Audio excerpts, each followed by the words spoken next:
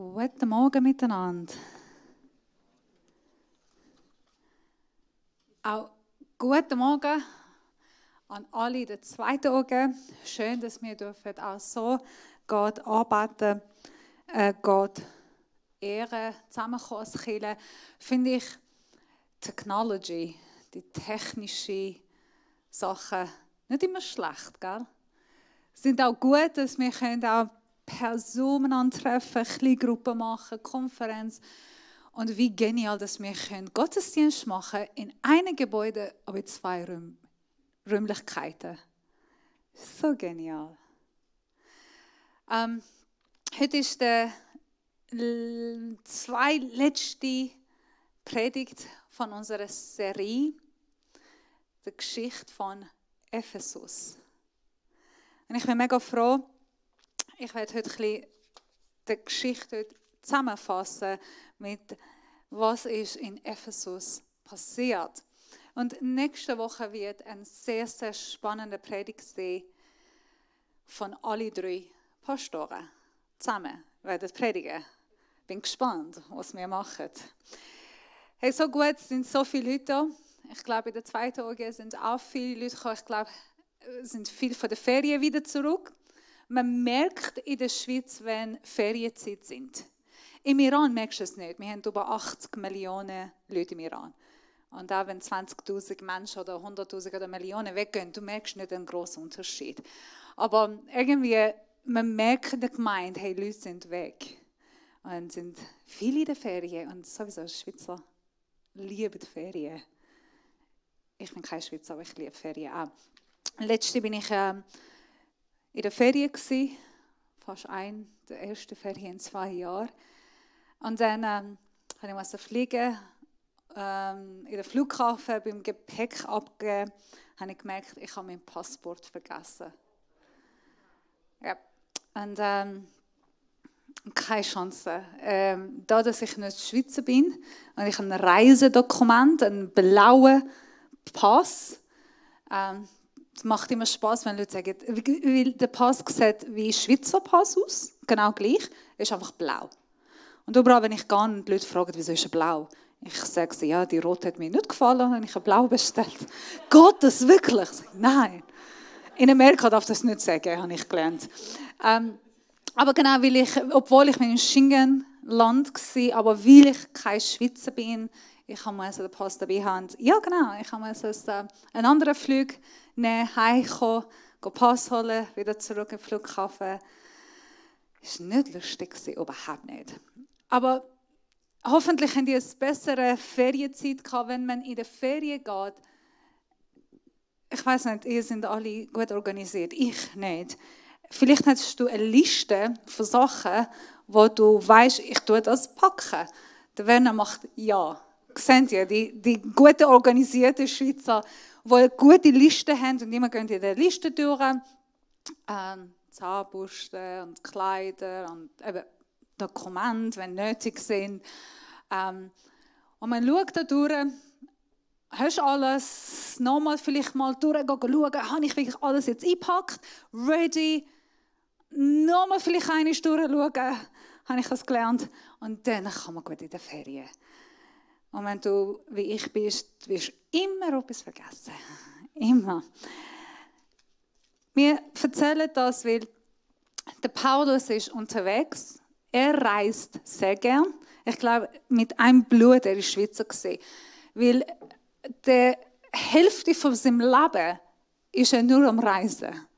Nur am Reisen. Und er ist mega gern gereist. Und ich kann dir sagen, er hat auch ab und zu Sachen vergessen. Er musste den Lukas Aufgabe geben, seine Jacke holen oder Kleider mitbringen, weil es kalt war. So, er hat nur einen grossen Gepäck gehabt. Aber er reist viel. Und bei jeder Reise, überall wo er geht, er hat ein paar Hauptziele und Hauptgedanken. Er hat eine Liste. Jetzt, bei ihm ist nicht Kofferliste, wo das man zusammenstellen, sondern die Liste ist etwas anderes. Seine Liste ist so: Ich werde in einen neuen Ort gehen, werde ich an Juden und an Nichtjuden das Evangelium predigen. Das ist die erste. Überall er geht. Fangt an. Erst bei den Juden in einer Synagoge. Und wenn es keine Synagoge gibt, dann geht er weiter überall auf der Straße von Nicht-Juden-Evangelium predigen. Und er proklamiert vom Messiah. Er proklamiert Reich Gottes bewusst. Jesus ist gekommen, Reich Gottes ist auf die Erde. Ihr seid alle gerettet durch den Namen Jesus Christus. Durch sein Blut haben wir Rettung. Er tut Lehren und sehr genaue Instruktionen geben, damit Leute sie folgen können. Das ist der zweite. Er schaut, gut, habe ich jetzt predigt, habe ich gelehrt, habe ich Leute geleitet. Und dann geht er weiter und er tut mit Leuten anschauen, dass sie Wasser Taufe haben, dass sie Geistestaufe haben. Und dann tut sie in eine Kirche sammeln. Wo wir Kirche nennen, vielleicht war es damals in Häusern, vielleicht war es im Tempel, oder vielleicht wie bei Epheser, es ist nicht ein Tempel oder Häuser, sondern ist in der Halle von Tyrannus, im Stadt gesehen. Aber er tut Menschen zusammensammeln, damit sie sich auch gegenseitig stärken, ermutigen, aufbauen, helfen, voneinander beten. Das ist seine Checkliste. Jesus hat auch nicht eine andere Checkliste gehabt. Er hat auch sehr ähnlich gemacht. Ich würde gerne die Predigt Thema, das wir bis jetzt hatten, vom Apostelgeschichte Kapitel 19 mit euch durchlesen. Ich würde gerne vom Vers 12 mit euch lesen. Vielleicht habe ich auch die PowerPoints. In Apostel 19 schreibt der Lukas, das tat er volle 2 Jahre lang, so dass nach und nach die ganze Bevölkerung der Provinz Asia, Juden wie Nichtjuden, die Botschaft des Herrn hörten. Dazu kam, dass Gott durch Paulus ganz außergewöhnliche Dinge geschehen ließ.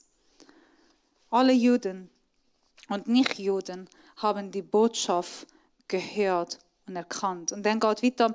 Die Leute nahmen sogar Tücher, mit denen Paulus sich den Schweiß abgewischt oder Schurzen, die er bei seiner handwerklichen Arbeit getragen hätte, und legten sie auf die Kranken mit dem Ergebnis, dass die Krankheit verschwenden und dass bei den Besessenen die bösen Geister ausführen.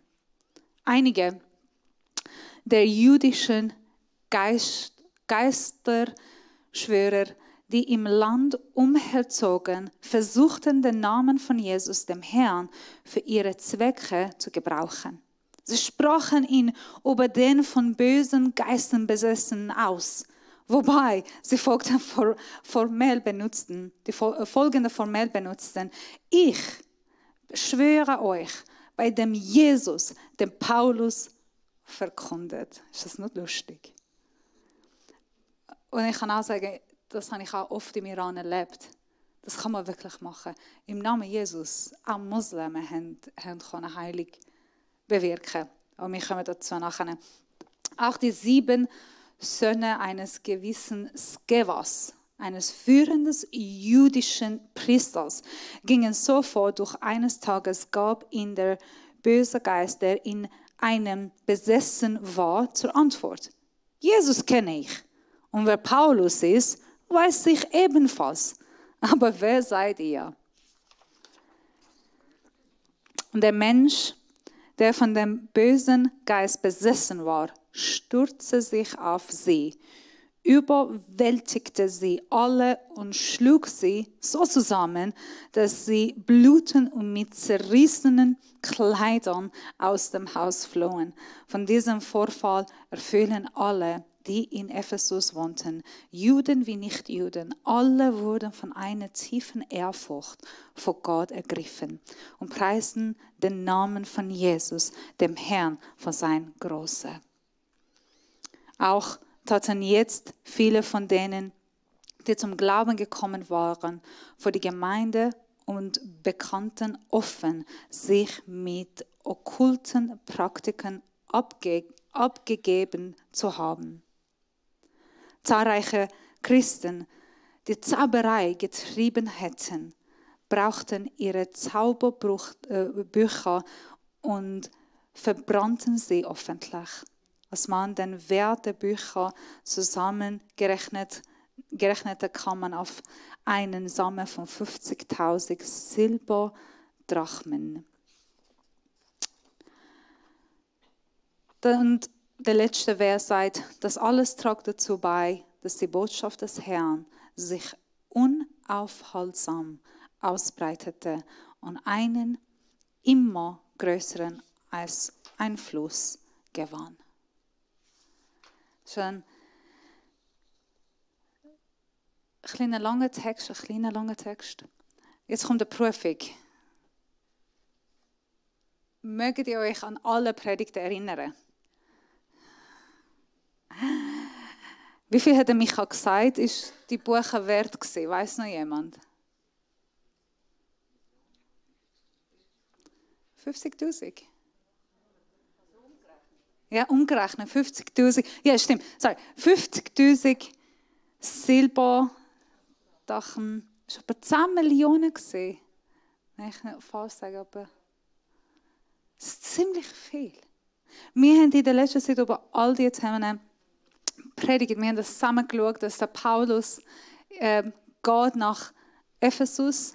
Das Erste, was er macht, er fängt an, über Jesus zu predigen, über den Messiah, über Reich Gottes. Dadurch, mit dem, dass er predigt hat, in dem, dass er darüber geredet hat, in dem, dass er erzählt hat, wie ist er zum Glauben gekommen? Wie hat er Jesus kennengelernt? Wie hat Gott seine Leben verändert? Sind andere Menschen zum Glauben gekommen? Und dann hat Gott angefangen, Wunder zu tun. Heilige sind passiert. Zeichen sind passiert wie nie vorher. Sogar sagt, Jesus hat nicht so viel Wunder da, wie im Zeit im Ephesus.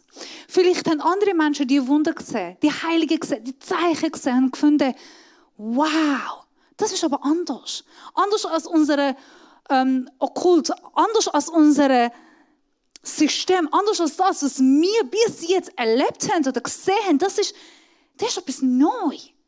Und so haben ihre Leben Jesus gegeben. So haben Gott dürfen erleben, Gott dürfen kennenlernen. Und dann aber passiert noch weiter.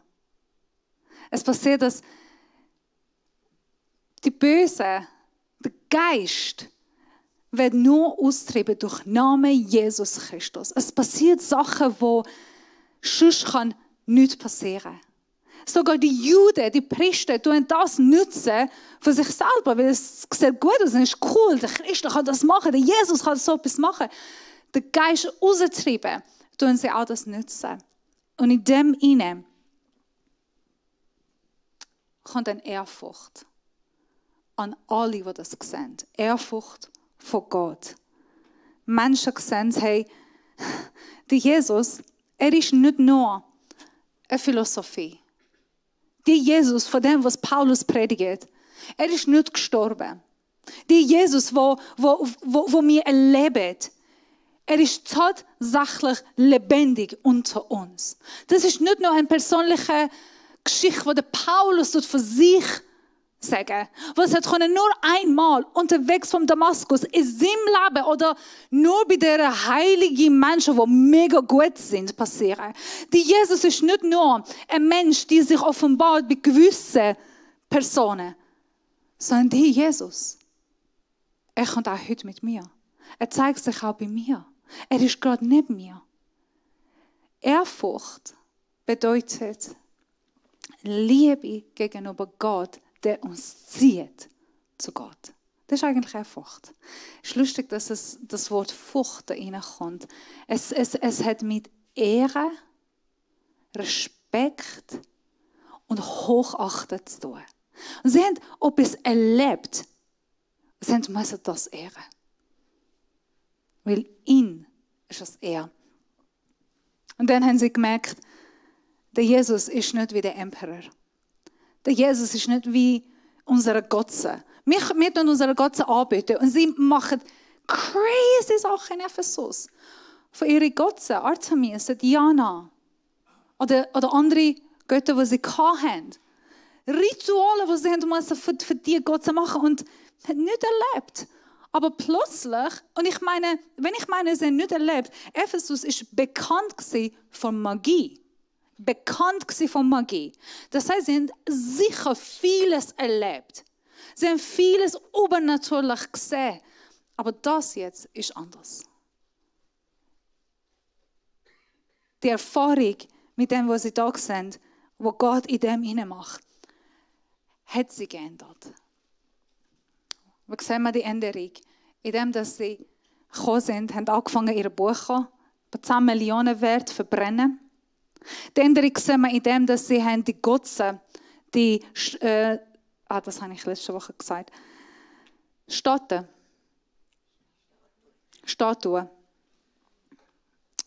Ich kämpfe mit dem Wort. Sie tun all die Statuen verbrennt. Wieso wissen wir das? Wir sind nur mehr gekauft. Weißt du, was das Symbol bei dem Statue war? Wenn du und wir wissen, Ephesus ist gross, ist eine grosse Stadt.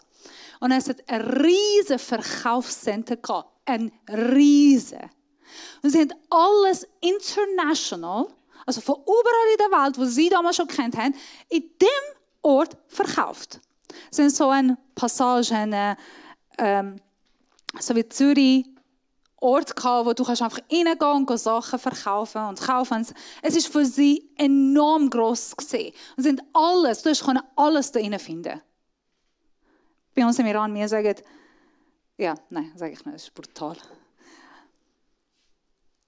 Aber wenn du keine Statue von Artemis oder von Emperor in deinem Laden hast, wenn jemand, der in deinem Laden reinkommt und da steht keine Statue, dann musst du Buß zahlen. Und wir wissen schon in der Geschichte nach dem Paulus, nach den 2 Jahren, ist eine neue Regel gekommen, wo dann der Johannes, der Apostel, muss auch darunter leiden. Und viele Christen, die sind deswegen gestorben, sie müssen mit ihrem Leben zahlen. Wenn du in deinem Laden keine Statue hast. Etwas ganz Kleines. Und was haben die Christen gemacht? Die können sagen, weißt du was, ich glaube in Jesus. Ich bin überzeugt von dem Jesus. Ja, ich gehe den Weg, wie Paulus uns lehrt, das ist gut. Aber ich weiß nur eine kleine. Weißt, es kann auch so klein sein. Ich bin in Ephesus gesehen, du siehst auch ganz klein. Es muss nicht ein riesiger sein. Aber du kannst etwas einfach symbolisch, damit ich nicht meinen Alltag Geld verliere. Damit ich nicht mein Leben verliere. Damit ich nicht mein Geschäft zumachen muss. Etwas ganz Kleines. Das tut niemand weh und Gott versteht. Aber wir lesen über etwas anderes. Wir lesen, dass die Kraftmann, dass Menschen, die diese Sachen gemacht haben, gebaut haben keine mehr Statuen verkaufen. Das hat sie hässlich gemacht. Weil ihr Business ist nur mehr gegangen. Weil niemand ist gekommen, um die kleinen Sachen mehr zu kaufen. Und es war nur mehr zu gefunden in diesem Ort. Ist das nur eine Änderung? Sie haben gewusst, hey, wenn ich nur das in meinem Laden habe, kann ich alles verlieren. Aber Jesus hat ihre so geändert, dass sie gewusst, das ist ein Symbol von einem Gott, an dem ich nicht glaube. Und dann für sich selber, und ich liebe die Bibelstelle, die sagt, dann haben sie angefangen, überall, ohne Furcht, über Jesus, seine Botschaft weiterzugeben. Und einen immer größeren Einfluss gewann. Dann sind sie gekommen und haben angefangen, überall über Jesus predigen, über Jesus erzählen, das, was sie erlebt haben. In unserem christlichen Leben, als Gläubige, als Christen, wir erleben genau das Gleiche. Gott ist gestern, heute und bis in der Ewigkeit der gleiche Gott. Und es sind 4 Sachen als Christen, die wir nicht vermeiden können. Die für uns Fundament von Glauben sind. Was sind die 4? Die 4 haben wir hier gelesen. Das erste. Ich tue 2, 3 zusammennehmen. Aber sagen wir, das ist eine erste Station. Sagen wir, du gehst reisen, bist als Christ unterwegs. Fängst in A und dann gehst du auf Z. Ein Ort. Wo fangen wir an als Gläubig? Wir fangen an mit Gott kennenlernen. Das ist an dem Ort, wo wir anfangen. Alle. Das kann man nicht vermeiden. Du kannst nicht einen Gott anbieten, ohne ihn kennenlernen. Du kannst nicht einen Gott preisen, ohne zu wissen, wer er ist. Du kannst nicht Lobpreis machen, wenn du weißt nicht, was ich anbete. Das allererste, was Gott sich wünscht mit uns Menschen, ist, dass wir ihn kennenlernen. Und was heisst es kennenlernen? Kennenlernen ist nicht nur, okay, ich habe eine Bibel gelesen und der Brian hat über Gott mir erzählt. Nein. Weißt du, das ist gut, ist alles gut, aber das ist nicht sein Herz. Gottes Herz beim Kennenlernen heisst, so wie Mami und Papi mit Kindern, so wie Ehemann und Ehefrau. Und deswegen, er nimmt immer die Beispiele als Mann und Frau, wie niemand kennt eine Person besser wie der Mann oder Frau. Hätte ich gesagt. Es ist so bis intim, so bis persönlich. Also wenn du jemanden fragst, hey, wenn ich jetzt frage, hey, wer ist Barbara? Wie ist es Barbara? Dann die beste Person würde ich nicht Barbara selber fragen, ich würde Christoph fragen. Weil er kennt Barbara besser als Barbara, würde ich sagen. Weil es gibt Sachen, die ich sehe und andere Menschen, die ich nicht sehe und andere Menschen sehen. Und das wünscht sich Gott. Eine Beziehung wie Mann und Frau. Eine Beziehung, die intim ist, die persönlich ist. Eine Beziehung, dass der Paulus hat das gemacht. Er ist unterwegs nach Damaskus. Er hat Gott kennengelernt. Er hat ihn gesehen, er hat ihn gehört, er hat ihn gespürt. Er ist mit ihm unterwegs. Er hört seine Stimme fast täglich. Ich kann mir vorstellen, täglich steht er auf. Herr, ich lasse zu. Fang an reden. Geht er ins Bett, Herr, ich habe heute viel geredet. Ich bin jetzt müde. Du musst doch ein bisschen reden. Lass einfach zu. Der Herr weckt ihm auf, Nacht, Paulus. Ja, ich würde gerne mit dir ein bisschen schwätzen. Ja gut, jetzt kann man ein bisschen zusammen reden. Ich kann mir das sehr gut vorstellen. Weil das ist Gottes Herz. So, Gott hat angefangen, das ist unser Christsein. Und das macht auch Religion anders, wie das, was wir unterwegs sind. Religion ist das Gutes tun, guter Mensch sein, Regeln behalten. Christentum heisst. Und deswegen habe ich einen Stuhl genommen, weil ich stelle mir immer vor, ich darf kurz sitzen und hoffentlich sehen die mich, auf seine Schuss wie ein Kind, wie ein Baby sitzen. Das heißt, er kann mit uns laufen und Englisch nimmt er uns auf seinen Schuss und sagt, komm, ein bisschen mal da. Du musst einfach ein bisschen mal sitzen. Und knüscheln. Und dann umarmen. Du musst nichts sagen. Und nicht machen. Das ist das, was er sucht. Das ist sein Herz. Er liebt, wenn wir dürfen einfach sehen. Und einfach, darf ich mal kommen? Oder einfach gumpen auf seinen Schuss und einfach sehen.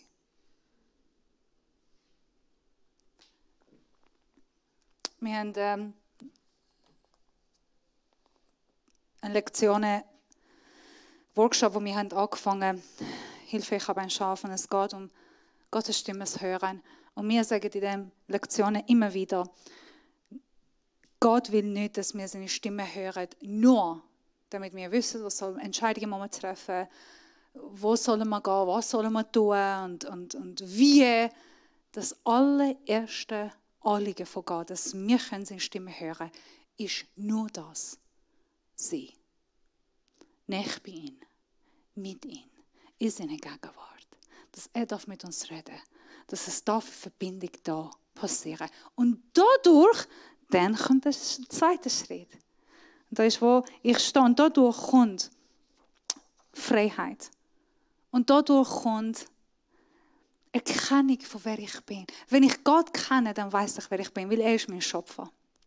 Wenn ich weiß, wer er ist, dann weiß ich, was er sagt über mich. Dann weiß ich, was habe ich gut und was habe ich nicht gut. Dann fängt er an, mich heilen. Dann fängt er an, mich bewegen. Fängt er an, mich berühren. Fängt er an, Sachen von meinem Leben ändern. Weil einfach er ist. Durch seinen Geist, der in mir wirkt. So wie der Paulus da hat predigt und die Leute haben ihn erlebt. Und nicht, weil der Paulus hat ihr gesagt, wir lesen nirgendwo, dass der Paulus sagt, bringt eure Buch und alles verbrennen. Wir lesen das von Ehrfurcht. Von das, was in ihrem Leben geschieht, bringt alles, was nicht von Gott war und tun alles verbrennen. Weil sie haben Gott erlebt, sie haben Gott geschmeckt, sie haben Gott gespürt, sie haben Gott gesehen. Sie denken, wow, wenn wir wieder die Gott folgen, wir geben alles, was wir haben. Das passiert. Und dann, nicht nur das, sondern sie werden erfüllt von Gaben, erfüllt von Begabungen, erfüllt von Mut, von Kraft, von neuer Sicht, neuer Vision, neue Herzen, neue Perspektive. Und sagt, ich gehe weiter erzählen. Oder ich mache das. Oder ich will das. Ich will noch für Menschen beten. Lass uns miteinander eine Bibelstelle, also von Epheser Kapitel 1, Vers 17 bis 19, wo sagt, der Paulus sagt an Epheser, ich bete darum, dass Gott, der Gott unseres Herrn Jesus Christus, der Vater, dem alle Macht und Herrlichkeit gehört, euch den Geist der Weisheit und der Offenbarung gibt, damit ihr ihn immer besser kennenlernt. Das ist die erste. Damit ihr ihn immer besser kennenlernt. Und den zweiten kommt, er öffnet euch die Augen des Herzens, damit ihr erkennt, damit ihr klar seid, damit ihr eine neue Sicht habt, damit neue Perspektiven da sind, damit neue Bilder da sind, was für eine Hoffnung Gott euch gegeben hat. Eine neue Hoffnung in ihm. Als er euch berief, was für ein reiches und wunderbares Erbe für die bereithält, die zu seinem Volk gehören. Der Paulus betet, das, was ich mit euch gemacht habe, bete ich, dass erstens könnt ihr Gott kennenlernen. Immer besser, immer besser. Als zweitens werdet ihr euch eure Begabungen, eure Berufung, eure Bestimmung, eure Identität besser kennenlernen. Geht weiter. Und dann bete ich, dass eure Herzensaugen dort Gott öffnen, damit ihr die Hoffnung seht, die in ihm ist. Und damit ihr könnt einen Teil von seinem Volk sehen. Menschen, die die Berufung erben. Die Reise, die 4 Sachen. Am Anfang ist Gott besser kennenlernen. Und dann könnt innerliche Änderung, sag Freiheit, sag Heilung, indem dass wir Gott, unsere Identität in Gott, unsere Berufung in Gott entdecken. Und am Schluss kommt das Ganze normal. Wenn ich Gott kenne, wenn ich befreit bin und wenn ich meine Identität in ihm kenne, dann was passiert? Änderung. Ich werde eine Änderung machen. In mir, aber auch in anderen Menschen. In Menschen um mich herum.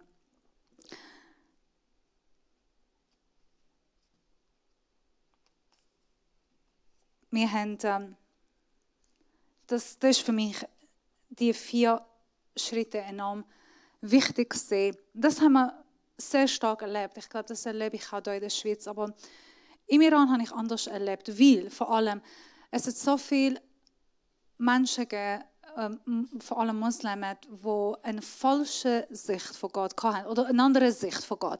Gott ist der Richter, Gott ist der, der bestraft, der mega hart ist, der mit starken Worten kommt. Gott ist der, wo du darfst nie mit ihm reden. Also, ich meine, du darfst mit ihm reden, aber er redet nicht zurück. Seine Stimme hören ist nicht erlaubt. Und wir wissen sogar, eben, der Prophet Mohammed hat nie dürfen Gottes Stimme hören, sondern er hat durch Engel Gabriel mit Gott kommuniziert. Und dann, stell dir vor, kommen Leute in die Kirche und das allererste, was wir singen, was wir machen, was wir mit ihnen geredet haben, ist Vater. Er ist dein Vater. Und es wird nie alt. Wie du siehst, Tränen runterlaufen. Was meinst du, er ist Vater? Er ist Gott. Und das erste Mal, wenn wir sagen, hey, du hast mit mir beten, und wir bewusst sagen, Vater. Und bei dem bleiben. Viele haben nicht bei dem weitergehen. Und erst dann, wenn sie wissen, hey, was für ein Vater das ist.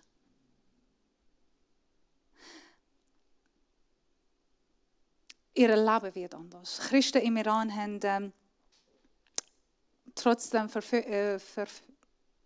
Verfolgung einen mega guten Ruf. Alle wissen, dass Christen haben ein Sagen im Iran. Es gibt ein Wort über uns Christen, wird gesprochen und es wird auch umgesetzt. Die Hand von einem Christ hat Sagen. Eine Hand von einem Christ ist gesegnet. Was heisst das? Das heisst, wenn ich etwas einkaufe oder etwas jemandem gebe, ich kann nur sagen, ich bin Christ und ich gebe dir das als Christ. Und sie werden von meiner Hand nehmen und irgendwo anders tun, damit ihre Laden wird gesegnet oder ihre Familie wird gesegnet. Ich bin oft einkaufen mit meinen Eltern oder sonst mit jemandem, wenn ich auf meine Sprache rede und sage, oh, seid ihr Christ? Ja, wir sind Christ. Könnt ihr bitte etwas nehmen? Oder wir geben euch Discount und ich kann so viel dürfen Sachen billiger kaufen, nur weil ich Christ bin. Die haben immer wieder mir Discount gegeben, Sachen ein bisschen günstiger gegeben. Die haben gesagt, hey, deine Hand hat Sagen. Egal was du uns gibst, gibst einfach etwas. Christen sind davon bekannt. Das ist nicht lustig. In Ephesus sind Christen auch bekannt gewesen, weil Gott hat in ihrem Leben gewirkt.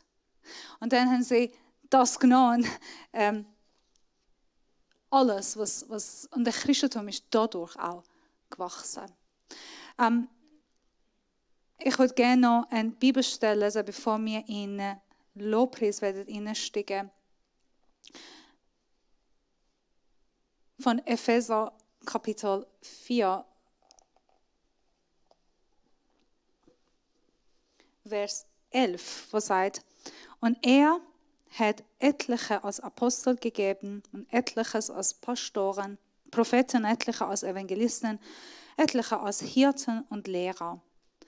Zur Zurüstung der Heiligen für das Werk des Dienstes, für die Erbauung des Leibes des Christus. Ich muss das näher mit meinen Augen sehen.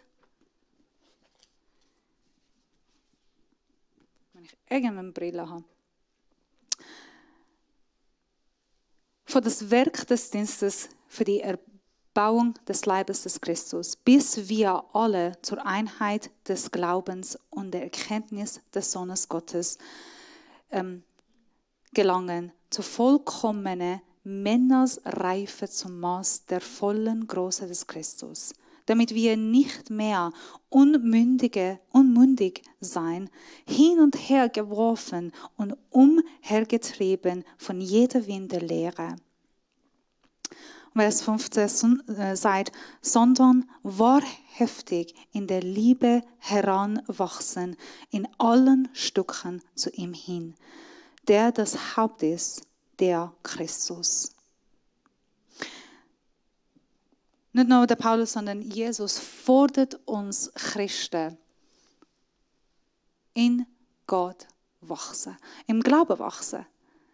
Die Bibel fordert uns Gläubige mundig werden. Wenn jemand neu bei uns in der Kirche kommt, wir werden die Personen helfen oder dir helfen, Gott kennenlernen.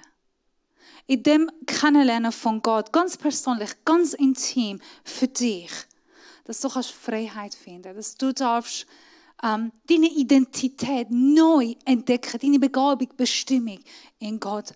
Und dann einen Unterschied machen. Wer du bist, egal. Dass dein Leben wieder einen Unterschied machen. Das brennt auf unser Herz. So wie der Paulus es gemacht hat in Ephesus, so wie Jesus hat das gemacht mit seinen Jüngern und mit so vielen Menschen. Das wünschen wir uns auch. Jeder, der in der Kirche kommt, jeder, der bei uns kommt, darf Gott kennenlernen, darf Freiheit erleben, darf Identität entdecken, Begabung entdecken und darf einen Unterschied machen. Aber was ist mit mir, wo ich bin seit 20 Jahren als Christ unterwegs, oder 30 oder 40 oder 50? Was ist denn mit mir? Ehrlich gesagt, nicht anders. Weil die Elemente sind nicht anders. In dem Reisen, wo wir unterwegs sind, wir sind immer in diesem 4 dran. Ich bin als Christ aufgewachsen, mit 16 in meinem Leben Jesus gegeben und oft wieder bin ich an der ersten Stelle, im Neu besser kennenlernen. Es kann immer wieder sein, dass unterwegs sagt der Brina, hallo, sagt, ja, geh wieder zurück einen Schritt. Oder komm, du musst ein bisschen besser oder neu kennenlernen. Es gibt eine Bibelstelle in Offenbarung, Kapitel 4, was sagt, Vers 8, rufen sie bei Tag und bei Nacht. Heilig, heilig, heilig ist der Herr Gott allmächtig, der war, der ist und der kommt. Würdig ist der Herr. Es gibt Engel, wo Tag und Nacht vor Gott stehen, Tag und Nacht. Und Tag und Nacht rufen, heilig, heilig, heilig ist der Herr Gott allmächtig, der war, der ist und der kommt. Tag und Nacht. Weißt du wieso? Nicht, weil sie wollen, nicht, weil sie die Aufgabe haben, nicht, weil Gott steht da mit dem Stab und sagt, jetzt wiederholen.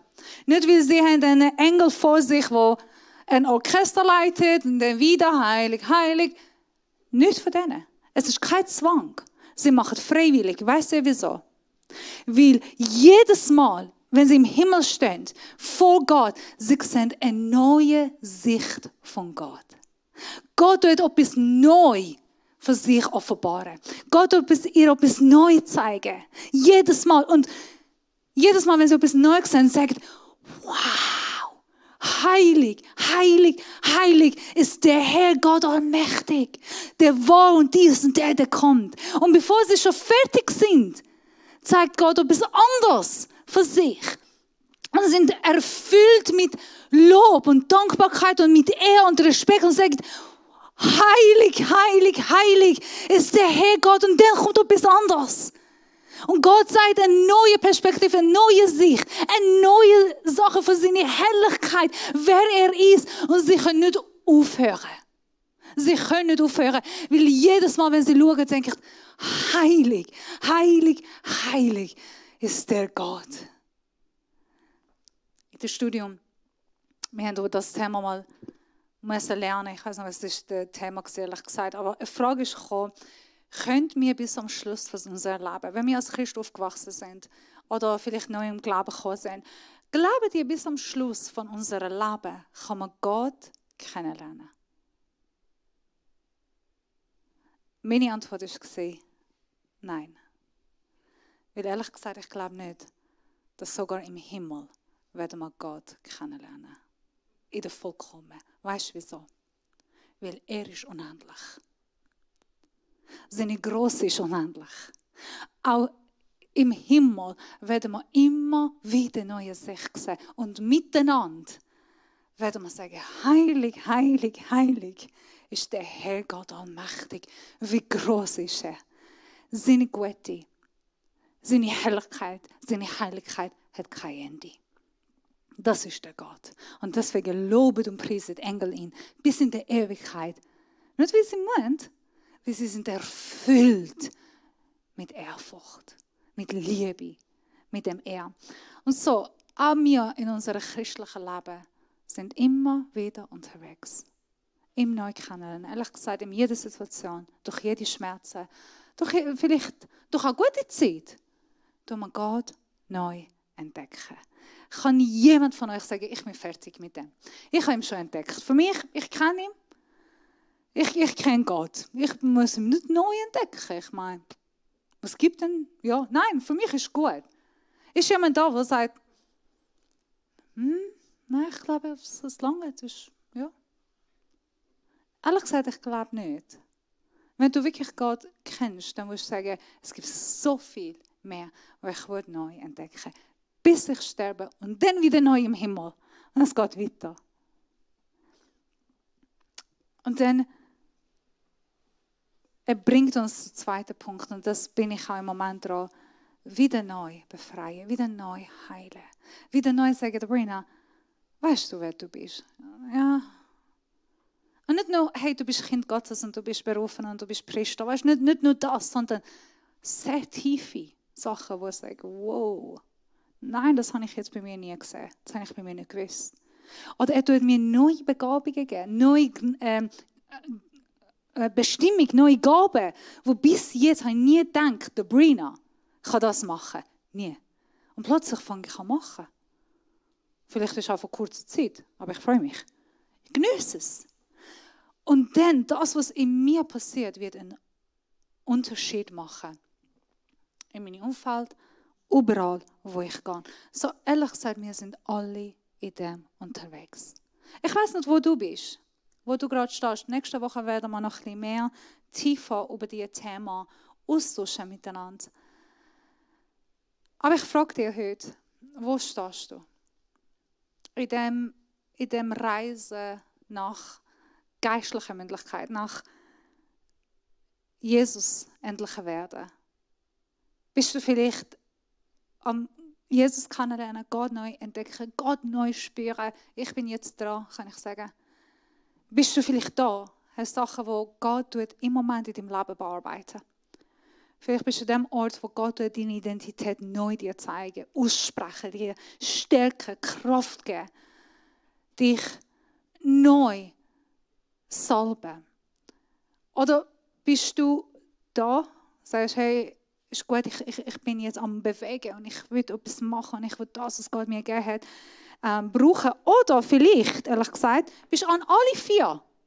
Kann auch sein. Bist am Kennenlernen und dadurch Freiheit erleben und wieder kennenlernen und dann einen Unterschied machen. Wir wollen uns mehr mit diesen 4 Themen beschäftigen, vor allem in den nächsten kommenden Jahren. Dass wir als Kirche einander unterstützen, einander helfen, einander begleiten, dass wir miteinander unterwegs sein können. Es ist nicht eine alleinstehende Reise.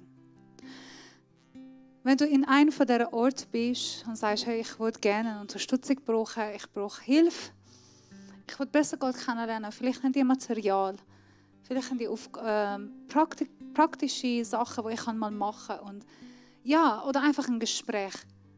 Oder bist du beim Freiheitssuchen, beim neue Identität, deine Begabung neu entdecken? Oder würdest du gerne aktiv sein und einen Unterschied machen? Sag ich Evangelisation in der Gemeinde oder daheim, mit deiner Familie, mit deinen Kindern, mit deinem Mann oder mit dem Arbeiten, mit deinen Freunden. Du darfst auch zu uns kommen. Wir sind da, ich bin da, der Michael ist da. Wir haben Material, wir würden gerne dir alles geben, was du brauchst. Ausschuss, Gespräch, Gebet und Coaching. Wir wollen dich unterstützen und dann zusammen in diesem Reisen wachsen.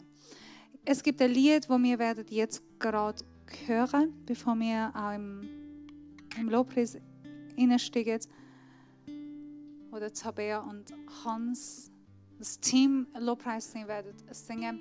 Ich werde sie auf der Bühne bitten.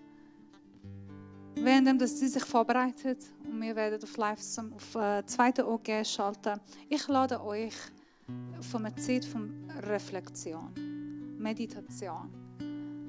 Zeit, wo du kannst einfach in deinem Leben hineinschauen, wo stehe ich? Wo bin ich jetzt gerade? Was ist der nächste Schritt für mich? Was brauche ich? Was sagt Gott zu mir? Wie spricht er? Und wie wird er mich leiten? Nimm dir Zeit im Lobpreis und gib eine Antwort. Und wenn du auch gerne möchtest, Gebetsteam ist da, wir sind da, wir sind mega happy für dich auch im Gebet zu stehen.